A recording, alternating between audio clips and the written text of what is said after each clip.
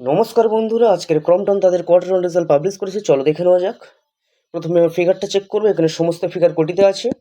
এরপরে আমরা sequence check করবো। 30/6/2025, 30/6/2026, okay. Year on year 31/3/2026, 30/6/2026, okay. Quarter on quarter. চলো কোম্পানির টোটাল রেভিনিউটা দেখে নেওয়া যাক। আগের কোয়ার্টারে ছিল 2283 কোটি এবং আগের বছরে ছিল 1998 কোটি, আর এই কোয়ার্টারে হয়েছে 2235 কোটি। ঠিক আছে, এখানে বছরের সঙ্গে বছর তুলনা করলে দেখা যাচ্ছে কোম্পানি প্রায় 12%-এর আশপাশে জাম্প দেখিয়েছে এবং কোয়ার্টার অন কোয়ার্টার হালকা ডাউন আছে, প্রায় বলা চলে 2%-এর আশপাশে ডাউন আছে। ঠিক আছে, চলো কোম্পানির টোটাল এক্সপেন্সটা দেখে নেবো।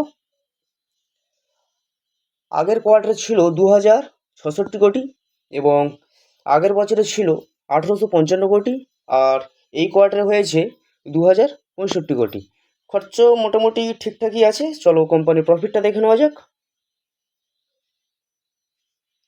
আগের কোয়ার্টারে ছিল 531 কোটি, কিন্তু কোম্পানি আগের কোয়ার্টারে 531 কোটি লস করেছিল এবং আগের বছরে ছিল 123 কোটি, আর এই কোয়ার্টারে এসছে 142 কোটি। ঠিক আছে, এখানে বছরের সঙ্গে বছর তুলনা করলে দেখা যাচ্ছে কোম্পানি প্রায় 16%-এর আশপাশে গ্রোথ নিয়ে এসছে, কিন্তু কোয়ার্টার কোয়ার্টার কোম্পানি লস থেকে প্রফিটে এসছে। ঠিক আছে, চলো এবার আমরা কোম্পানির ইপিএসটা দেখে নেবো। আগের কোয়ার্টার ছিল -8 টাকা 29 পয়সা, আগের বছরে ছিল 1 টাকা 90 পয়সা পজিটিভ, মানে লাভ ছিল, আর এবছর হয়েছে 2 টাকা 18 পয়সা। ঠিক আছে, ক্রমটনের রেজাল্ট আমরা মোটামুটি দেখে নিলাম।